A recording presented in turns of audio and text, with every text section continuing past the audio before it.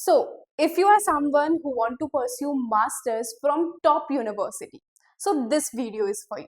Hi everyone, welcome to CUET PG Career अड्डा। मैं हूं आपकी मेंटोर सुधा और आज की इस शॉर्ट वीडियो में हम बात करने वाले हैं all about CUET PG English literature.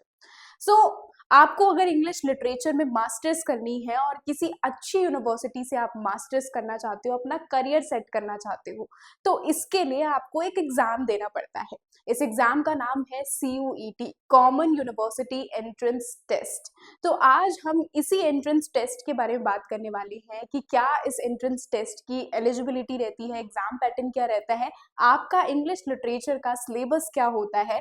साथ के साथ अगर आप इस एग्जाम को क्रैक कर लोगे तो आपके पास कौन कौन सी अपॉर्चुनिटी रहेगी, कौन सी यूनिवर्सिटी में आप इन फ्यूचर जा सकते हो, एंड आपकी यहाँ पर कितनी यूनिवर्सिटी में कितनी कितनी सीट्स अवेलेबल हैं, क्या कट ऑफ रहती है, तो वो पूरी इंफॉर्मेशन आपको इस एक सिंगल वीडियो के अंदर मिलने वाली है।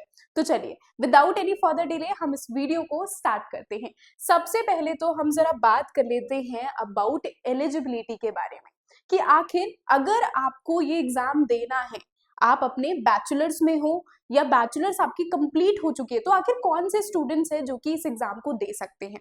अगर आपने इंग्लिश लिटरेचर अपनी बैचलर्स में कर रखी है तो ओके है, तब तो आप इस एग्जाम को बहुत ही आसानी से कर जाओगे। लेकिन बहुत सारे ऐसे भी स्टूडेंट्स होते हैं जिन्होंने बैचलर्स अपनी किसी अनदर सब्जेक्ट में की होती है और अभी वो मास्टर्स करना चाहते हैं इंग्लिश लिटरेचर में। So very welcome to you. आप इंग्लिश लिटरेचर में आ सकते हो और आपका बहुत ही वेलकम है।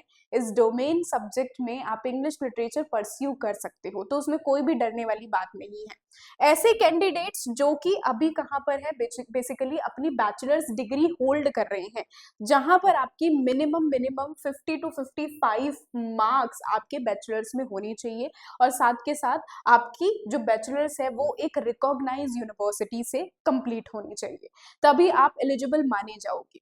अगर आपके 55 या 50 से कम परसेंटेज आ रही हैं आपके बैचलर्स डिग्री में, तो उसमें आप एक बार कंफर्म कर लेना कि आप कौन सी, अगर आप रिजर्वेशन कैटेगरी से बिलोंग करते हो तो आपको रिलैक्सेशन भी प्रोवाइड किया जाता है। अप टू 45 to 50% तक आपको रिलैक्सेशन मिल जाएगा इफ यू आर समवन जो कि SC ST या OBC कैटेगरी से बिलोंग करते हैं। तो ओके, नाउ यहाँ पर बहुत सारे ऐसे भी स्टूडेंट्स होंगे जो कि फाइनल ईयर में अभी अपेयर हो रहे होंगे, जिनके पास अपनी बैचलर्स डिग्री होगी नहीं, जो कि अभी फाइनल सेमेस्टर उनका चल रहा है या जिस टाइम पर एग्जाम होगा तो उस टाइम पर फाइनल सेमेस्टर उनका चल रहा होगा, तो आप तो भी एग्जाम दे सकते हो। यानी कि इफ यू आर समवन जो कि बैचलर्स परस्यू कर रहे हैं या फिर आपकी बैचलर्स कंप्लीट हो चुकी है, सो दोनों ही स्टूडेंट्स यहाँ पर एलिजिबल कंसिडर किए जाएंगे इस CUET PG एग्जाम के लिए। चलिए अभी हम जरा नेक्स्ट स्टेप की ओर बढ़ते हैं और जरा समझते हैं कि अगर हमें ये एग्जाम देना है तो एग्जाम का पैटर्न क्या होता है। तो सबसे पहले तो आपको ये याद रखना है कि यहाँ पर जो एग्जाम है वो आपका कब होता है। आपका एग्जाम होगा अराउंड मार्च में, मिड मार्च में आपका एग्जाम होता है और जो क्वेश्चंस हैं वो आपसे टोटल 75 क्वेश्चंस पूछे जाते हैं। एक क्वेश्चन के आपको 4 मार्क्स मिलते हैं, तो यानी टोटल आपका 300 मार्क्स का 300 मार्क्स का आपका एग्जाम होता है। नाउ डू रिमेंबर कि जब आपने करेक्ट किया तो आपको +4 तो मिलेंगे ही मिलेंगे, बट यहाँ पर नेगेटिव मार्किंग भी मौजूद है, जिसकी वजह से अगर आपने एक भी क्वेश्चन अगर गलत कर दिया आंसर, तो उसकी भी आपको -1 प्रोवाइड किए जाएंगे। तो जी हाँ, नेगेटिव मार्किंग है -1 की। आपको टाइम ड्यूरेशन मिलता है 90 मिनट्स का। क्वेश्चंस के अगर टाइप की बात करूं तो सारे के सारे क्वेश्चंस यहाँ पर MCQ बेस्ड क्वेश्चंस रहते हैं। आपका एग्जाम CBT मोड में, कंप्यूटर बेस्ड मोड में आपका एग्जाम कंडक्ट करवाया जाता है। एंड इससे भी बहुत ज्यादा एक पहले जो CUET का एग्जाम होता था तो वहां पर क्या होता था कि आपके जर्नल पेपर से भी क्वेश्चंस पूछे जाते थे। तो वो मैं आपको बता दूं कि आपका जो जर्नल पेपर है वो यहाँ पर हटा दिया गया है। तो जो क्वेश्चंस हैं सिर्फ और सिर्फ आपके इंग्लिश लिटरेचर से रिलेटेड ही आपके क्वेश्चंस पूछे जाएंगे, बाहर से क्वेश्चंस नहीं पूछे जाएंगे। ओके, तो चलिए आई होप ये आपको समझ में आ गया होगा। अब जरा हम नेक्स्ट समझते हैं अबाउट सिलेबस। सबसे बड़ा क्वेश्चन रहता है कि हमारा सिलेबस क्या होगा भाई, और एक्चुअल में NTA ने क्या सिलेबस प्रोवाइड किया है। देखिए अभी जिस टाइम पर मैं ये क्लास, जिस टाइम पर मैं ये वीडियो बना रही हूँ, तो इस टाइम पर आपका जो सिलेबस है वो आपका 2026 वाला ही सिलेबस है। आपका अपडेटेड सिलेबस, समटाइम्स क्या होता है, आपका एनटीए अगर सिलेबस अपडेट करेगा या फिर आप ऑफिशियली कैसे सिलेबस को चेक कर सकते हो, ये मैं आपको बता देती हूँ। बहुत ही इंपॉर्टेंट है, आप खुद से अपना सिलेबस चेक कर सकते हो। वैसे तो अभी किसी भी तरीके का सिलेबस अपडेट नहीं हुआ है, लेकिन अगर आपको बाय चांस चेक करना है ऑफिशियल सिलेबस क्या है, जस्ट सिंपली आपको गूगल सर्च करना है NTA CUET PG syllabus. NTA CUET PG syllabus आप जैसे ही चेक करोगे, जैसे ही यहाँ पर सिलेबस आपको मिल जाएगा, ये एनटीए का ऑफिशियल वेबसाइट है, तो यहाँ पर आपको क्लिक करना है। इसके बाद आप देखिए कि आपको यहाँ पर ऑप्शंस मिल रहे हैं। आपका इंग्लिश लिटरेचर है, लैंग्वेज के अंदर आपको जाना है, तो लैंग्वेज पर आपको क्लिक करना है। यहाँ पर सबसे पहले याद रखो, आपका जो पेपर कोड है वो भी इंपॉर्टेंट है। आपका पेपर कोड है LAQP01 इंग्लिश का। तो आपको यहाँ पर जैसे ही आप क्लिक कर दोगे तो you will get your syllabus PDF, and यहाँ पर आप देख सकते हो कि आपका सिलेबस क्या है एक्चुअल में आपका सिलेबस फॉर LAQP01। तो ये आपका ऑफिशियल सिलेबस है। सबसे पहले आप यहाँ पर देख सकते हो कि आपका जो सिलेबस है इसमें बहुत सारा सिलेबस, बहुत सारी ऐसी चीजें हैं जो सिर्फ और सिर्फ मेंशन कर रखी है, लेकिन इनसे अलग भी आपके क्वेश्चंस पूछे जाते हैं, जो आपको हमारी जब क्लासेस ज्वाइन करोगे तो आपको बहुत ही आसानी से आपको मैं बताऊंगी, समझाऊंगी भी। ओके, तो सबसे पहले आपका सिलेबस में जरा ये देख लेते कि हमारा सिलेबस एक्चुअल में है क्या। History of English and Indian literature, यानी कि आपको पूरा प्रॉपर ब्रिटिश लिटरेचर आपको आनी चाहिए, ब्रिटिश लिटरेचर प्लस में इंडियन लिटरेचर आपको पता होना चाहिए। ओके, यहाँ पर major author, text, literary movement से आपके क्वेश्चंस पूछे जाते हैं, तो वो आपको पता होना चाहिए। तो साफ साफ ये कह देते हैं हम यहाँ पर कि आपका British literature complete and Indian literature complete आपको पता होना चाहिए। ये आपकी फर्स्ट मेजर 2 यूनिट्स हमारे हो गए। Okay, Indian writing in English, यानी कि वो इंडियन लिटरेचर के अंदर ही इंक्लूड किया जाता है। अब यहाँ पर आपके जितने भी राइटर्स हैं, जितने पोएट्स हैं, जितने भी लिटरेरी मूवमेंट्स हैं हमारे डिफरेंट डिफरेंट, साथ के साथ जो बैकग्राउंड एज में जो भी इंपॉर्टेंट इंसिडेंट्स है वो आपको पता होना चाहिए, वहां से आपके क्वेश्चंस पूछ लिए जाते हैं। ओके, नाउ जो आपका यूनिट 3 है वो आपसे क्या बोला गया है कि आपको लिटरेरी टर्म्स के बारे में आपको पता होना चाहिए। नाउ लिटरेरी टर्म्स एक ऐसा सेक्शन है जहां से आपके बहुत सारे क्वेश्चंस पूछे जाते हैं। जैसे अगर मैं 2025 वाले एग्जाम की बात करूं, सो इन 2025 आपके एटलीस्ट नहीं तो 20+ क्वेश्चंस आपके लिटरेरी टर्म से पूछे गए थे। लेकिन अगर मैं 2026 वाले एग्जाम पैटर्न की बात करूं, तो यहाँ पर 2 से 3-4 क्वेश्चंस हैं जो कि आपके लिटरेरी टर्म से पूछे गए थे। तो ऐसा कोई फिक्स नहीं है कि आपके इतने क्वेश्चन यहाँ से पूछे जाएंगे, इतने यहाँ से पूछे जाएंगे हर बार, क्योंकि आपका एग्जाम जो है वो 1 साल बाद होता है, तो विद इन 1 ईयर पूरा पैटर्न चेंज कर दिया जाता है। तो आपको इक्वली हर एक चीज को पढ़ना पड़ेगा, और अभी आपके पास इनफ टाइम है, आप अभी से पढ़ना शुरू करोगे तो आप अच्छे से एक एक चीज को कवर कर सकते हो। ओके, तो ये हमारे लिटरेरी टर्म्स हैं सारे के सारे, आप देख सकते हो ये सारे लिटरेरी टर्म्स आपके प्रीवियसली पूछे जा चुके हैं, ये सारे लिटरेरी टर्म्स आपको पता होने चाहिए। नेक्स्ट आते हैं हमारे, नेक्स्ट आपसे लिटरेरी जॉनरास से क्वेश्चंस आपके पूछे जाते हैं, और इन जॉनरास में सबसे इंपॉर्टेंट जो कि आपको पता होना चाहिए, that is science fiction. Science fiction very important. Science fiction, detective fiction से आपके क्वेश्चन पूछे जाते हैं भर भर के, और कंफर्म है कि यहाँ से बनेगा ही बनेगा। ओके, इसके अलावा आपके ये सारे के सारे आपसे डेफिनेशन बेस्ड क्वेश्चन, या फिर कोई अगर मोस्ट इंपॉर्टेंट वर्क है तो उनसे क्वेश्चन पूछ लिए जाते हैं। जैसे कि एपिक में बहुत सारे हमें एपिक्स पढ़ने के लिए मिलती हैं ब्रिटिश लिटरेचर में, तो उनसे रिलेटेड क्वेश्चन पूछ लिए जाते हैं। बाकी की मेजर डेफिनेशन बेस्ड ही क्वेश्चन बनते हैं। ओके, जैसे नोवेल्स हो गए, तो नोवेल्स में आपको पता होना चाहिए मेजर कौन सी इंपॉर्टेंट नोवेल है अलग अलग एजेस की, तो इनसे आपके क्वेश्चन पूछे जाते हैं। ये है हमारा लिटरेरी जॉनरा। नेक्स्ट आ जाते हैं, इसके अलावा हमारा कंपैरेटिव लिटरेचर भी है भाई। कंपैरेटिव लिटरेचर ये एक ऐसा एक ऐसा लिटरेचर है जो कि अभी रिसेंटली हमारा इंग्लिश लिटरेचर के डोमेन में, रिसेंट मतलब कि इतना भी रिसेंट नहीं, बल्कि हम जैसे जितना वास्ट ब्रिटिश लिटरेचर या इंडियन लिटरेचर हम पढ़ते हैं, तो थोड़ा सा कम हम कंपैरेटिव लिटरेचर हमें पढ़ना पड़ता है। हालांकि इंपॉर्टेंट है, अभी 2026 के एग्जाम में कंपैरेटिव लिटरेचर से एटलीस्ट बहुत सारे क्वेश्चन, 5+ क्वेश्चन, 5 to 10 क्वेश्चन आपके कंपेरेटिव लिटरेचर से पूछे गए थे। So very important, comparative literature translation studies important है, यहाँ से आपके क्वेश्चन पूछे जाते हैं। यहाँ पर आपको ट्रांसलेशन के कौन कौन से डिफरेंट मेथड होते हैं, कौन से वर्क को किस में ट्रांसलेट किया गया है, मूवी बेस्ड क्वेश्चंस आपके पूछ लिए जाते हैं, तो वो आपको पता होना चाहिए। लिटरेरी क्रिटिसिज्म एंड थ्योरी में आपका इतना क्रिटिसिज्म एंड थ्योरी आपको पता होनी चाहिए, इंपॉर्टेंट है। बट जैसे कि मैंने आपको बोला कि जो सिर्फ आपका सिलेबस में मेंशन है उतना ही नहीं, बल्कि आपके बाहर से भी क्वेश्चंस पूछ लिए जाते हैं। तो बहुत सारी ऐसी चीजें जो बाहर से भी पूछ ली जाती हैं, जैसे डिटेक्टिव फिक्शन मेंशन नहीं है, स्टिल क्वेश्चन पूछा जाता है। गॉथिक फिक्शन मेंशन नहीं है, स्टिल क्वेश्चन पूछा जाता है। दलित लिटरेचर मेंशन नहीं है, क्वेश्चन पूछा जाता है। पार्टीशन लिटरेचर मेंशन नहीं है, क्वेश्चन पूछा जाता है।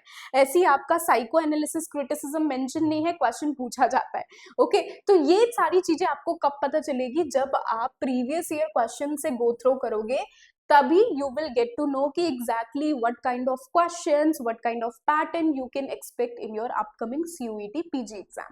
Last but not the least, very important unit जो कि है हमारा करंट लिटरेरी ट्रेंड्स, अवार्ड से रिलेटेड, इवेंट से रिलेटेड। वैसे तो ये खैर कहने के हैं लिटरेरी ट्रेंड से या फिर इवेंट से क्वेश्चन नहीं, सिंगल अवार्ड से अभी तक हमें क्वेश्चंस देखने के लिए मिले हैं कि नोबेल प्राइजेस से, नोबेल अवार्डी, बुकर प्राइजेस, साहित्य अवार्डी, इनसे आपके क्वेश्चंस पूछ लिए जाते हैं। ओके, तो ये था आपका overall CUET PG English literature का सिलेबस। आई नो जितने भी स्टूडेंट्स हैं जिन्होंने सोचा होगा कि अब हमें मास्टर्स करनी है इंग्लिश लिटरेचर में, तो शायद वो इतना वास्ट सिलेबस देखकर डर गए होंगे, या फिर उन्हें लग रहा होगा कि नहीं अब अपना मन बदल लेते हैं। लेकिन आपको डरने की कोई भी जरूरत नहीं है, क्योंकि आई एम विथ यू। आप हमारी रेगुलर क्लासेस अटेंड कर सकते हो। हमारी रेगुलर क्लासेस बहुत जल्द शुरू होने वाली है, तो हमारी YT क्लासेस ज्वाइन करो, हमारी क्लासेस ज्वाइन करो। और प्लस में बहुत सारी ऐसी वीडियोस है जो कि ऑलरेडी हमने प्लेलिस्ट में प्रोवाइड कर रखी है, तो आप उन क्लासेस को भी देख सकते हो। रिकॉर्डेड क्लासेस ऑलरेडी है, वहां से अपना धीरे धीरे करके अपना बेसिक जो फाउंडेशन है वो कवर कर सकते हो।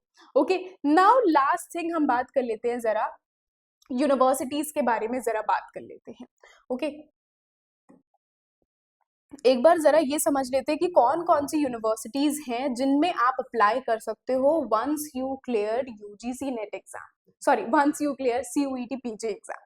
तो CUET PG एग्जाम क्लियर करने के बाद सबसे पहले तो आपको ये याद रखना है कि हमारे पास बहुत सारी यूनिवर्सिटीज में एडमिशन का ऑप्शन आता है, लेकिन वो सिर्फ और सिर्फ उसी पर ही डिपेंड करता है कि आपके कितने मार्क्स आए हैं।